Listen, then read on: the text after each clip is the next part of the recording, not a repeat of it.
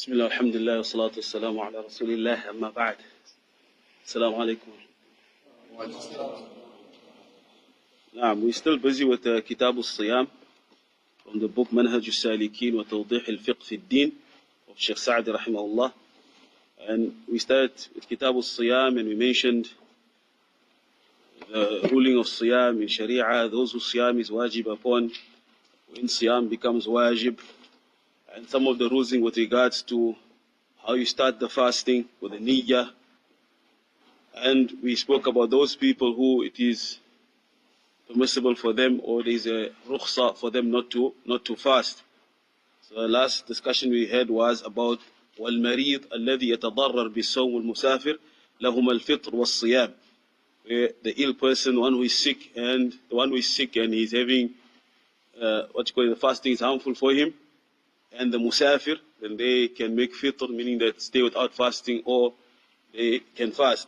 And we mentioned the ha'id and the nufasa, those who are in the state of menstruation and those who have the bleeding of afterbirth. So for them, it is haram to fast while they are still in the state of bleeding. We mentioned that يُحْرَمُ عَلَيْهِمَا الصِّيَامُ عَلَيْهِمَا الْقَضَاءُ. It's haram for them to fast, and it is compulsory for them to fulfill those days that they have missed after Ramadan. So the point we're starting with today is وَالْحَامِلْ وَالْمُرْضِعْ. وَالْحَامِلْ وَالْمُرْضِعْ. So as for we mentioned that the ha'id, the nufasa, it is haram for them to fast. They cannot fast during the month of Ramadan. And next point is wal-hamil. Hamil is the woman who is pregnant. Wal-murdi', a woman who is breastfeeding. إِذَا خَافَتَا عَلَى وَلَدَيْهِمَا, when they fear for their children. أَفْطَرَتَا, they will not fast. وَقَضَتَا, and they will make qada. وَأَطْعَمَتَا, and they will feed. عَنْ كُلِّ يَوْمٍ مِسْكِينًا, for every day that they do not fast, a miskin. A miskin. So Ibn al-Qayyim, he says with regards to the reasons that people will not fast, he says asbabul fitr arba'. The reasons that a person does not fast, there are 4 reasons. One is as-safar, we mentioned the traveling, al-marad, the illness, al-hayd, and al-khawfu min halaki man yakhsha alayhi al-halak, and the fearing of the destruction of someone who fearing that they will be destroyed, meaning they'll die. Bisiyam, by fasting, like the person who is a murdi', who is breastfeeding, and hamil, who is they fearing upon the child or upon themselves. So they will not fast during the month of Ramadan. So in this, with regards to the issue of the hamil and the murdi', then in there is there is a difference amongst the ulama with regards to them. What is their ruling? As you see, the sheikh, he mentions here that they will not fast, and then they will make qada, meaning that they will pay in those days they did not fast in Ramadan after Ramadan. And he also says وَأَطْعَمَتَا, and then they will feed. That is the fidya. That is almost like a ransom they're paying for the days that they did not fast. So according to him, Sheikh said this is the madhab of the Hanabila, that they will make qada and they will feed. They will make qada and they will feed after Ramadan. So in this there are differences. From them they say the woman will make qada, as we mentioned this one, qada and fidya.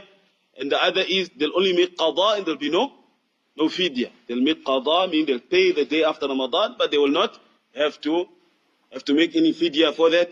And the others say that they'll make fidya, meaning they'll pay, meaning that they will feed for each day, and they will not make any qada. They'll make any qada for that. And Abu Dawud, he narrates from Ibn Abbas with regards to the ayah, where Allah subhanahu wa ta'ala says, وَعَلَى الَّذِينَ يُطِيقُونَهُ فِدْيَةٌ طَعَامُ مِسْكِينٍ. And upon those people who are able to fast and they do not fast, then for them is fidya. And the fidya is a ransom that they pay, and the ransom is it'amu miskin, that they will feed a miskin. So he said with regards to this ayah, قال كانت رخصة للشيخ الكبير والمرأة الكبيرة. This used to be a rukhsa, a concession for the old man and old woman, that while they were able to fast and they did not fast, that they are allowed to not fast, and they will feed for every day miskin and a miskin. And والحبلى والمرضع, and that woman who is pregnant and the one who is breastfeeding, إذا خافتا وافطرتا. Now, that when they are fearful that they will make iftar and they will amata and they will feed for every day. So Ibn Abbas said with regards to this ayah, that because some say it was mansukh, it was abrogated. So he says that it was abrogated with regards to the old woman and the old man who are able to fast, that now it was wajib for them, that they had no choice. Because previously, in the beginning of Islam, an old man and old woman, they had a choice. If they wanted to fast. Even though they could fast, they had a choice. Then he said it became haram for them, that choice. So they had, now it was wajib for them to fast. But the ruling, he says, أثبتت للحبلى والمرضى. This is in Abu Dawud, that it was established for the woman who is hubla, who is pregnant, and she's a murdi', and she's a murdi', she's breastfeeding. So a woman who is pregnant and she's breastfeeding, that hukum stood for her, that الَّذِينَ يُطِيقُونَهُ فِدْيَةٌ إِطْعَامُ miskin, that the fidya is to feed the miskin. So Ibn al-Qayyim, he says with this, that after Ibn Abbas, that Ibn Abbas وغيره, and other than him from the Sahaba, they used to give fatwa fil hamil, with regards to that woman who is pregnant, wal murdi', and the one who is breastfeeding, إذا خافتا على ولديهما, if they fear for their children, and tuftira, that they will not fast, وتطعما, and they will feed, and kulli yawmin miskina, and they will feed for every day a miskin, إقامة للإطعام مقام الصوم, that the feeding will be on the place of the fasting. The feeding will be in place of the fasting. So the fatwa of Ibn Abbas was that the woman will not have to pay the day, that means she don't have to fast after Ramadan, but she just pay by feeding the miskin for those days. Nafi', he said about Ibn Umar, that كانت بنت لابن عمر تحت رجل من قريش وكانت حاملة فأصابها عطش في رمضان فأمرها ابن عمر أن تفطر وتطعم عن كل يوم مسكينة. So Ibn Umar's daughter, when she was married to one person of the Quraysh, and she was pregnant during Ramadan, and she became thirsty. So Ibn Umar said to her that she must break her fast, and she must feed for every day that she will not fast a miskin. So this is the more, the more correct view, that the woman who is hamil and she's a murdi', she will not fast during Ramadan. If she's unable to fast, she will not fast.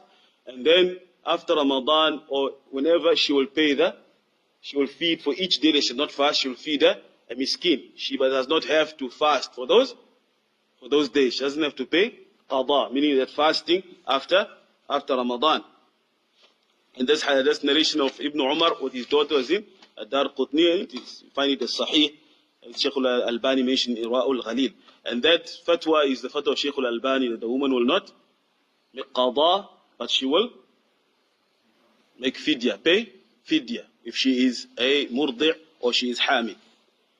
Then the Sheikh said, وَالْعَاجِزْ عَنِ الصَّوْمِ لِكِبَرْ أَوْ مَرَضْ لَا يُرْجَى بُرْءُهُ فَإِنَّهُ يُطْعِمْ عَنْ كُلِّ يَوْمٍ مِسْكِينًا. So وَالْعَاجِزْ عَنِ الصَّوْمِ, the one who is unable to fast, لِكِبَرْ, because of old age. He's unable to fast because of old age, or marad, or because of an illness, la yurja bur'uhu, where there is no hope of getting cured from that illness. Meaning it's an illness which is chronic and it is always with him. He won't get better from that sickness. Meaning that whether it's Ramadan or after Ramadan, he will not be free from the illness. He'll always have the illness, that makes it difficult for him to fast. So such a person is ruling, فَإِنَّهُ يُطْعِمْ, he will feed عَنْ كُلِّ يَوْمٍ مِسْكِينًا. عَنْ كُلِّ يَوْمٍ مِسْكِينًا. He will feed for every day, not fast. Upon that person is a fidya. So a person who is unable to fast because of old age or an illness which he doesn't see that he will not get better from, then for that person it is a fidya and there is no qada upon him, but he will just pay for every day by feeding a miskin. The fidya is to feed it'amu miskin, and that you feed a miskin for every day that you do not fast. And then the Sheikh moves to وَمَنْ أَفْطَرَ فَعَلَيْهِ الْقَضَى. So here the Sheikh is talking about some of those things which they break the fast. مُبْطِلَاتُ الصِّيَامِ. So from those things which break the fast, there are those which they break the fast and it makes qada wajib. Meaning when it happens in Ramadan, your fast will break during the day of Ramadan, and then qada becomes wajib upon you. Meaning after Ramadan, you have to fulfill that day of not fasting. And from those things, the Shaykh said, وَمَنْ أَفْطَرَ فَعَلَيْهِ الْقَضَاء فَقَطْ. And the one who breaks, whose fast breaks, he breaks his fast during Ramadan, then upon him is qada faqat. Upon him is only qada, nothing else. إِذَا كَانَ فِطْرُهُ بِالْأَكْلِ. If his breaking of the fast is through eating. بِالْأَكْلِ, through eating. أو بشرب, or because of drinking. أو قَيْءِ عَمْد, عَمْدًا, or by vomiting intentionally. And the Shaykh mentions أو حجامة, or cupping. أو إمناء بمباشرة, or imna, the person the taking out mani, semen, because of mubashara, touching the woman or themselves. Now, then the mani comes out, then this will break the fast. So as for the fast breaking because of eating or drinking, obviously the person eats or drinks forgetfully, then the fast does not break, but it eats intentionally, because we know from the ta'rif of sawm is al-imsak, al-muftirat. So to stay away from those things which break the fast. What breaks the fast is al-akl, eating and drinking. So as for that, in the hadith of Abu Hurairah, where he mentioned, Rasulullah ﷺ said, Man nasiya, the one who forgets, فَأَكَلَ, and he eats, أو شَرِبَ, or he drinks, فَلْيُتِمَّ صَوْمَهُ, then he should complete his fasting. فَإِنَّمَا أَطْعَمَهُ اللَّهُ وَسَقَاهُ, because Allah has fed him and Allah has caused him to drink. This hadith is in Al-Bukhari. So if a person forgetfully eats or drinks, then his fast will continue, it will not break. But if he eats intentionally, then his fast will break. And if a person breaks his fast with yaqeen that it was ghurub al-shams, and then he comes clear that it's not actually ghurub al-shams, that person, his fasting will still be valid, he'll still be in a state of fasting. As for vomiting, the Shaykh mentions أو قَيْ عَمْدًا, a person if he vomits intentionally. Abu Hurairah narrates also a hadith here. Rasulullah ﷺ, he said, Man dhara'ahu al-qay, the one who the vomit it forces him, it pushes him, فَلَيْسَ عَلَيْهِ قَضَى, there is not upon him any qada, that he doesn't have to pay that day in after Ramadan. Meaning that if the vomit came by itself without a person making himself to vomit. He says, وَمَنِ اسْتَقَى, but the one who causes himself to vomit, عَمْدًا فَلْيَقْضِ, then that person, he must pay that day of fasting, of Ramadan. So if it's forcefully comes by itself, then there is no qada upon you. There's no qada upon you. This is the hadith of Rasulullah sallallahu alaihi wasallam, written by Abu Dawud and Tirmidhi, and Sahahahu al-Albani fi Sahih al-Jami'. And as for Shaykh, he mentions here, أو الحجامة, he says, أو حجامة, Shaykh mentions hijama, and hijama is the cupping where you remove the blood. And the Shaykh, according to his opinion here, is that hijama breaks the fast. The correct opinion with this is that it does not break the fast. And the reason they say it breaks the fast, because there's a hadith where Rasulullah sallallahu alaihi wasallam, he says that aftar al-hajim wal-mahjum, that the one who cups and the one who's been cupped, their fast is broken. This hadith is found in Tirmidhi and other than him. Now, and then there's another hadith where Ibn Abbas, which is found in Bukhari, where he mentioned it. Ihtajama Rasulullah sallallahu alaihi wasallam wa huwa sa'im. And Rasulullah sallallahu alaihi wasallam, he did cupping while he was fasting. So from this, we understand that from the Sahaba, there are those, Ibn Abbas, Ibn Umar, and Ibn Mas'ud, and other than them, who used to allow cupping when a person is fasting.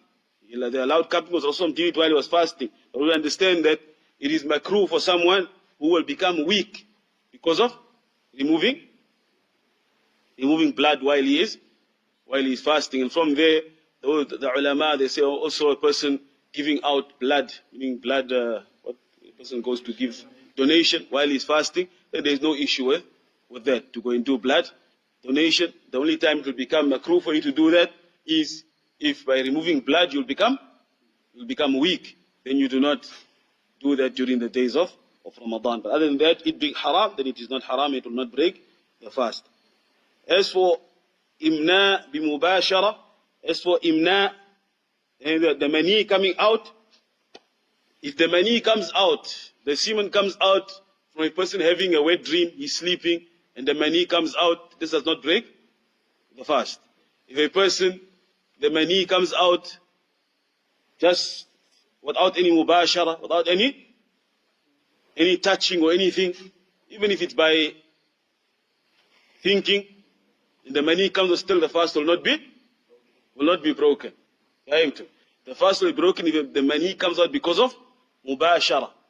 Mubashara by touching, meaning the person touching his wife or a person touching himself, then the mani comes out, this will break the fast, and this is what the Jumhur is upon, that most of the ulama, they are upon this, because Rasulullah ﷺ said, Allah says in Hadith Qudsi, with regards to fasting, what does he do? That يَدَعُ طَعَامَهُ وَشَرَابَهُ وَشَهْوَتَهُ, that he leaves his food, his drink, and his shahwa, min ajli, because of me.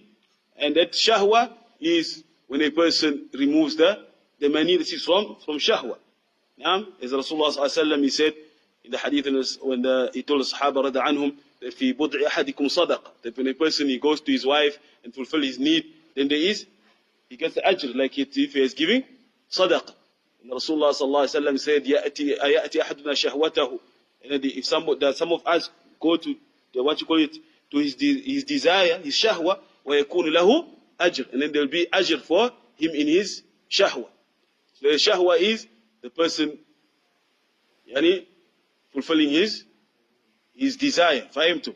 And if a person during Ramadan, this is something which a person should not do while they are fasting.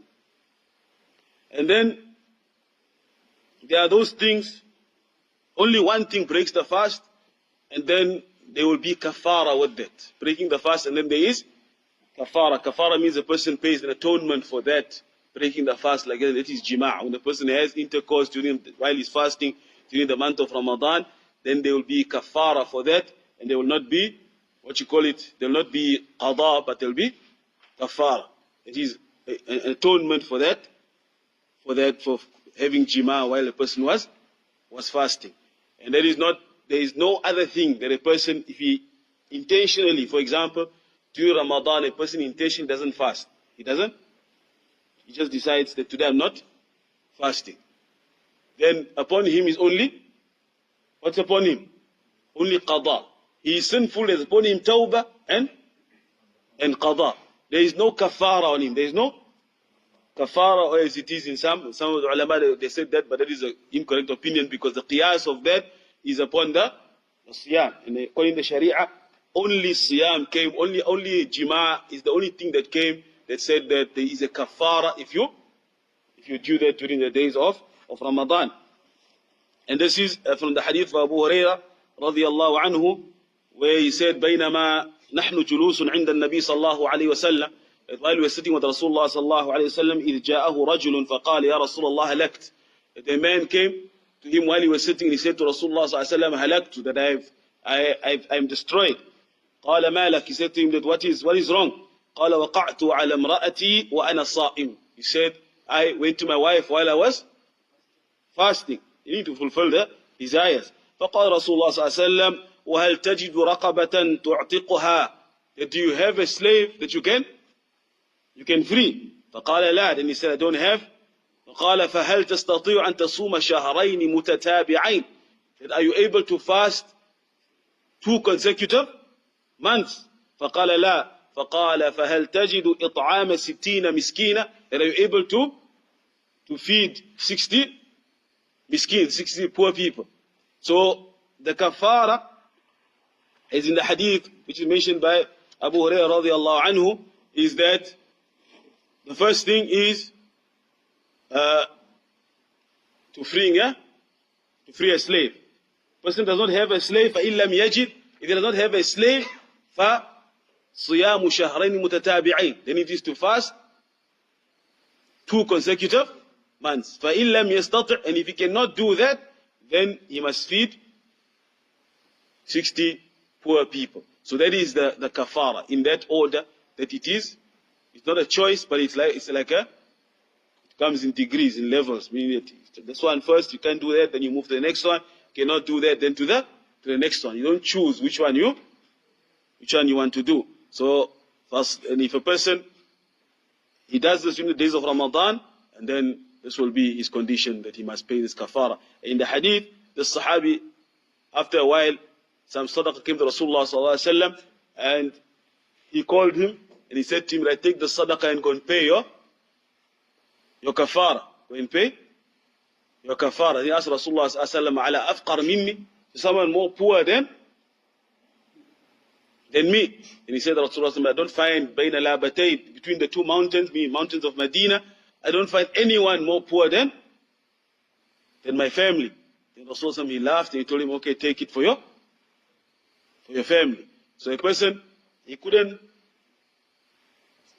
give the slave, he couldn't fast, nor could he